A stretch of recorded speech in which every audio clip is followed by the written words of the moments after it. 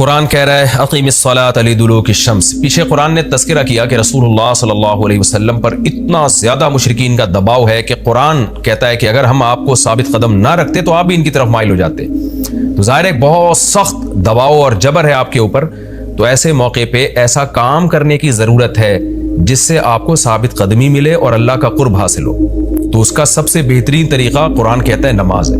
یعنی اے نبی صلی اللہ علیہ وسلم آپ نماز کو مضبوطی سے تھامیے تاکہ آپ کو ثابت قدمی ملے, آپ کو اللہ کا قرب ملے. کیونکہ جس اللہ کے لیے کام کیا جا رہا ہے نا, جب تک اس اللہ سے رشتہ مضبوط نہیں ہوگا تو اس کام میں آپ ثابت قدم نہیں رہ سکتے.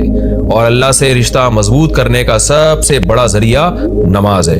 اس لیے قرآن کہتا ہے اقیم الصلاۃ, آپ نماز قائم کیجئے لدلوک الشمس, سورج کے ڈھلنے کے وقت. سورج کب ڈھلتا ہے؟ جب بالکل بلندی پہ جا کے ڈھلنا شروع ہوتا ہے تو ظہر کا وقت شروع ہوتا ہے. الی غسق اللیل, رات کے اندھیروں تک. یعنی اس میں 4 نمازیں آ گئیں. سورج جب ڈھلتا ہے نا بالکل بلندی پر ہوتا ہے, تھوڑا سا ڈھلتا ہے ظہر کا وقت, مزید ڈھلان پیدا ہوتی ہے عصر کا وقت, مزید ڈھلتا ہے مغرب کا وقت, اور پھر الی غسق اللیل, سورج تو غائب ہو جاتا ہے مغرب کے بعد, پھر رات کے اندھیرے میں یعنی عشاء کا وقت. وقرآن الفجر, اور فجر کے وقت میں, فجر کی تلاوت کے وقت میں. تو قرآن میں اشارہ کر دیا کہ اصل تلاوت کا وقت ہے ہی فجر کا. آج بعض اماموں کو ہم نے دیکھا فجر میں بڑی مختصر تلاوت کرتے ہیں, یہ بالکل غلط ہے. سنت ہے فجر میں طوال مفصل, یعنی سورہ حجرات سے لے کے سورہ بروج تک کی جو لمبی لمبی صورتیں ان کو تلاوت کیا جائے. تو فجر کے قرآن کے وقت بھی آپ نماز قائم کیجئے.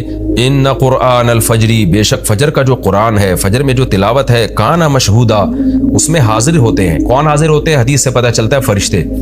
فجر کا وقت اتنا مبارک وقت ہے جب اس میں امام صاحب قرات کرتے ہیں اور لوگ ہاتھ باندھ کے پیچھے امام کی قرات سنتے ہیں. ایک خاص سکینت نازل ہوتی ہے اللہ کی طرف سے, اور فرشتے بھی اس تلاوت میں نازل ہوتے ہیں. صحیح حدیث سے یہ بات ثابت ہے کہ فرشتے جو تبدیل ہوتے ہیں نا, ان کے آنے جانے کا وقت اور فجر اور عصر میں ہے. وہ جو فجر میں فرشتے آتے ہیں انسان کی حفاظت کے لیے, لہو معقبات من بین یدیہ ومن خلفہ یحفظونہ من امر اللہ. بہت ساری مخلوق اس کائنات میں ایسی ہے جہاں تک سائنس نہیں پہنچی اور ہو سکتا ہے قیامت تک پہنچ ہی نہ سکے. وہ انسان کی عقل سے بالاتر ہے وہ مخلوق, اور یہ بھی ممکن ہے پہنچ جائے سائنس ترقی کر کے.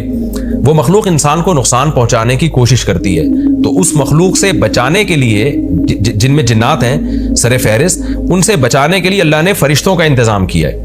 تو حدیث میں آتا ہے صبح و شام, قرآن سے بھی یہ بات ثابت ہے, صبح و شام فرشتوں کی باریاں چینج ہوتی ہیں اور وہ ہماری حفاظت کے لیے اللہ کی طرف سے متعین ہوتے ہیں. تو ان کی جو حاضری ہے ان فرشتوں کی, وہ فجر کے وقت میں ہوتی ہے.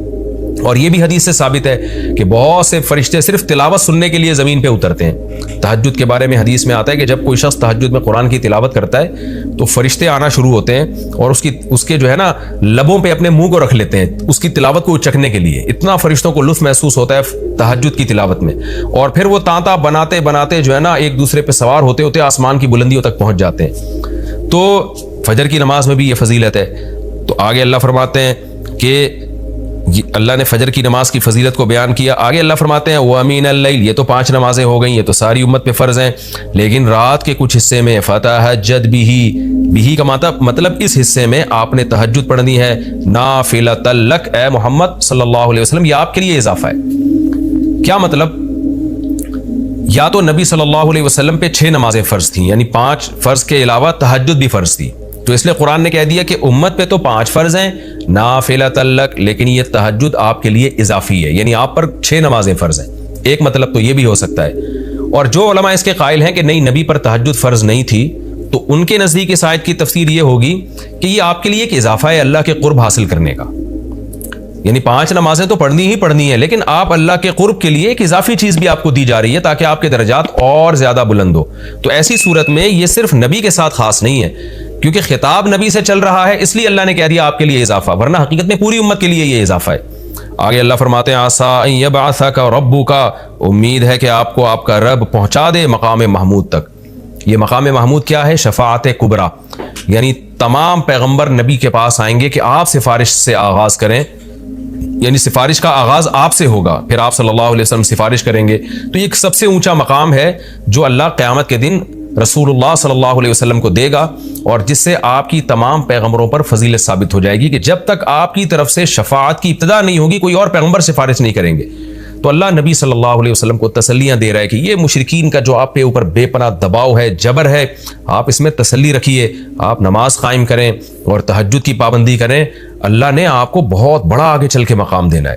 تو چونکہ نبی صلی اللہ علیہ وسلم بھی بشر تھے نا، مشرکین کے دباؤ کی وجہ سے آپ بھی ایک پریشانی میں آتے تھے، تو اس لیے اللہ آپ کو ثابت قدم رکھنے کے لیے آپ صلی اللہ علیہ وسلم کو یہ خوشخبریاں سنا رہا ہے کہ آپ نے اپنا اس عمل کو فوکس کرنا ہے، نماز اور تہجد کو، تاکہ آپ کا اللہ سے قرب رہے، اور اللہ آپ کو خوشخبری دے رہا ہے کہ امید ہے آپ کا رب آپ کو بہت بڑے مقام تک پہنچا دے۔ رہا مسئلہ مشرکین کی دھمکیوں کا کہ یہ پوری کوشش کر رہے ہیں کہ آپ کو مکہ سے نکال دیں، تو ہم نے تو بتا دیا کہ یہ خود بھی نہیں پنپ پائیں گے، لیکن آپ نے اللہ سے کیا دعا مانگنی ہے؟ وَقُلْ رَبِّ، کہہ دیجئے اے میرے رب، ادخلنی مدخل صدق، مجھے مکہ میں داخل کیجئے مرغوب داخلہ، اچھا داخلہ، اور مجھے مکہ سے نکالیے بھی اچھے طریقے سے، یعنی اچھا نکلنا ہو میرا، ایسا نکلنا جس کے نتائج اچھے ہوں۔ اس میں اشارہ ہے کہ آپ صلی اللہ علیہ وسلم کو مکہ سے نکالنے پر مجبور کیا جائے گا، اور ایک وقت آئے گا کہ آپ مکہ سے نکلیں گے۔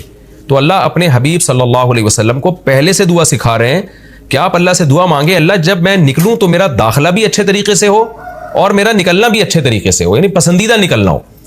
سوال پیدا ہوتا ہے نکلنے کا عمل تو پہلے ہے اور مکہ میں داخلے کا عمل بعد میں، تو نکلنے کا تذکرہ پہلے ہونا چاہیے کہ اللہ مکہ سے مجھے اچھی طریقے سے نکال، اور مکہ میں مجھے داخل بھی اچھے طریقے سے کرنا، تو داخلے کا تذکرہ پہلے کیوں؟ تو اس میں بلاغت کا ایک نقطہ ہے کہ پیغمبر کا بنیادی مقصد وہ ہدف ہے جو پیغمبر دنیا میں لے کے آئے ہیں، تو اس کی آغاز تو مکہ سے کرنا ہے جس میں آپ کو بھیجا گیا، جو ابراہیم علیہ السلام کا شہر ہے، جہاں بیت اللہ ہے، اسلام کا مرکز تو اس جگہ سے بننا ہے، تو اس جگہ سے اگر نکالنا ہی مقصد ہے تو یہ جگہ تو رہ گئی نا پھر جو ابراہیم علیہ السلام کا مرکز اور ابراہیم علیہ السلام کی دعائیں تھیں، تو اس لیے اصل مقصد تو یہ کہ مکہ میں داخل میں اچھے طریقے سے ہوں، جو پیغمبر کا مقصد تھا دنیا میں آنے کا، مکہ فتح کر کے داخل ہوں، یہاں مجھے غلبہ ملے، اور یہاں میرا جب داخلہ ہو تو ایسا داخلہ جس کو میں پسند کروں۔ یہ جو ابھی میں مکہ میں کہیں سفر سے جا کے واپس آتا ہوں، یہ داخلہ وہ داخلہ نہیں ہے جو میں چاہتا ہوں۔ تو چونکہ مکہ سے نکلنا مقصد نہیں ہے، نکالا اس لیے جا رہا ہے تاکہ داخلہ ایک طاقت کے ساتھ ہو اور اچھے طریقے سے داخلہ ہو، اس لیے اس داخلے کا تذکرہ پہلے کیا جا رہا ہے۔ ہاں وہ داخلہ اس وقت تک ممکن نہیں ہے جب تک مکہ سے ایک دفعہ آپ کا خروج نہ ہو، تاکہ مدینہ میں ریاست بنے اور آپ 10,000 کا لشکر لے کر فاتحانہ انداز سے مکہ میں داخل ہوں، اور جس مقصد کے لیے اللہ نے آپ کو بھیجا تھا وہ مقصد پورا ہو۔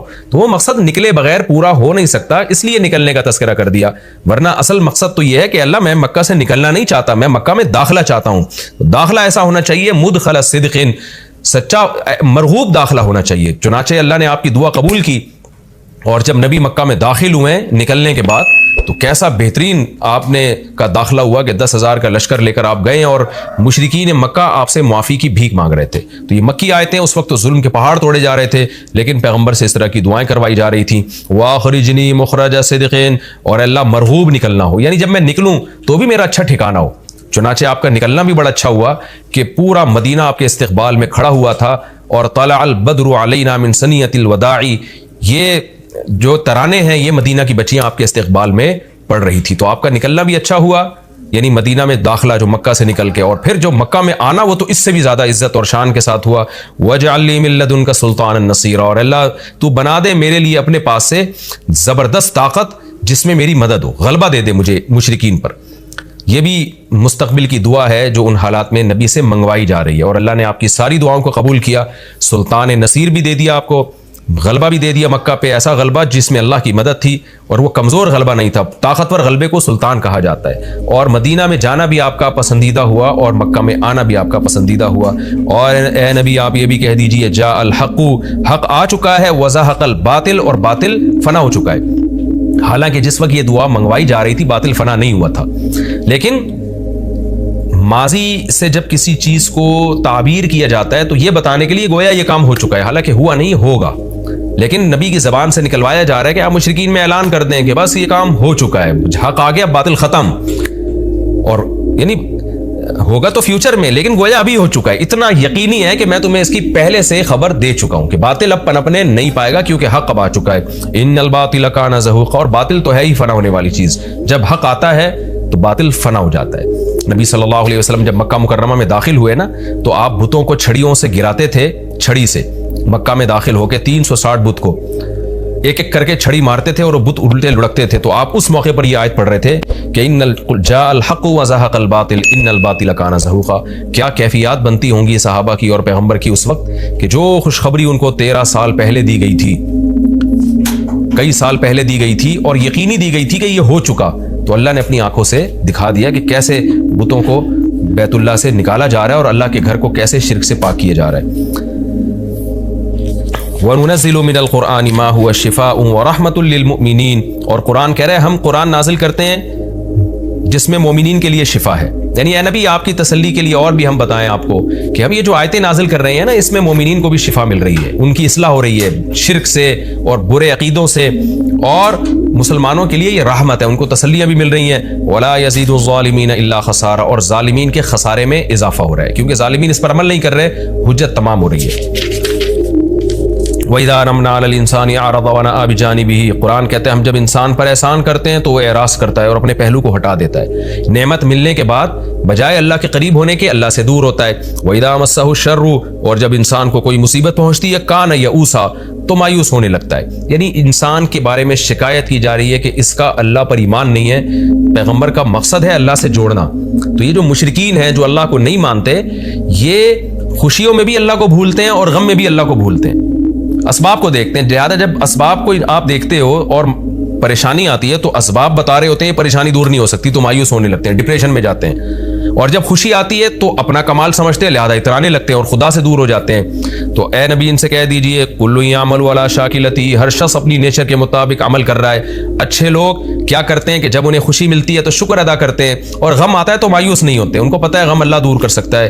فربکم اعلم، تمہارا رب خوب جانتا ہے بمن هو اہدی سبیلا، کون ان دونوں فریقوں میں سیدھے راستے پر چل رہا ہے، جو غموں میں مایوس ہو اور خوشیوں میں اترانے لگے خدا سے دور ہو جائے، وہ گمراہی والے راستے پر ہے، اور جو خوشیوں میں اللہ کے قریب آئے شکر ادا کرے اور غموں میں بھی اللہ کے قریب آئے کہ غم کو اللہ ہی دور کر سکتا ہے، مایوس نہ ہو، یہ سیدھے راستے پر ہے۔